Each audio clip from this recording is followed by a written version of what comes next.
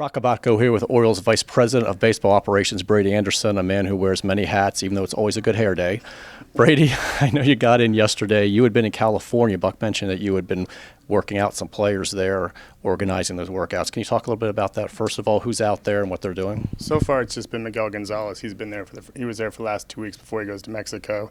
Throughout the season, there'll be other guys coming in and out. Toward the end of the season, Jason Garcia and Mike Wright are going to spend extended periods of time there.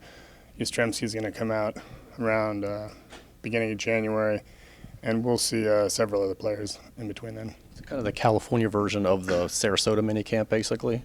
Well, we've been doing this for 4 years. It's worked out really well. For the last 4 years, we had Tillman, Chen, Gonzalez, and Zach, and it worked out well. They trained together well. Those guys have sort of moved on. They've established themselves as productive big leaguers.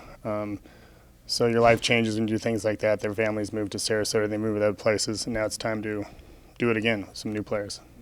As far as these winter meetings go, I know you've kind of been tracking things. Are you surprised at all by the level of activity? Is it faster than you thought, slower? What are your thoughts? I've been really focused on helping Dan and Peter Angelos with Darren O'Day, so that's really where my focus has been for the last week, in fact.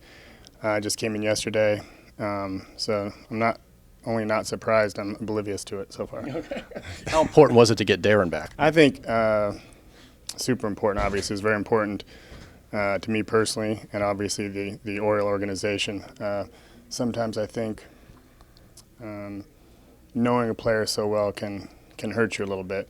We've had Darren for 4 years. We know him better than anybody. The rest of baseball can see how productive he's been, progressively better every single year. He's important in our clubhouse. He's important on the field. He's the type of person that you know that you're going to get his best effort all the time. It's just you're not worried about certain things with Darren. So he has a lot of incentives that way for us. And he's also the type of pitcher that's unusual. So his age isn't as problematic as it may be for other pitchers who are 34 years of age.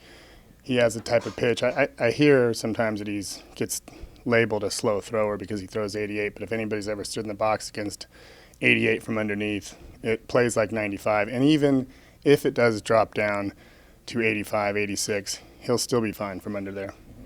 You talk about the price of pitching. It really illustrates the importance of growing your own arms. Speaking of growing arms, this is a great segue here. Oh, yeah. One of the Orioles auction items here, or MLB, their online auction, their latest fight against cancer, involves you. Can you talk about what that is? Well, yeah, it's a really important charity that the Orioles involved in.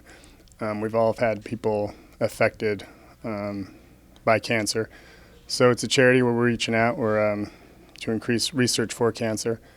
My charity specifically, or my item specifically, is to spend a day working out. We'll have our strength coaches and I taking them through a workout. It'll be a real one. We'll take extra time because it's really important. That's one of my passions, to help people anyway. And lunch. It's for a good cause. It's something that will benefit who's the recipient. Actually, if life were at all fair, you would be involved with your arms, and Jerry Coleman would be forced by threat to buy this auction item, and we'll see if we can do that. And the bidding ends on Thursday. It does. Correct. All right, Brady, thank you very much. Thanks Thanks for watching.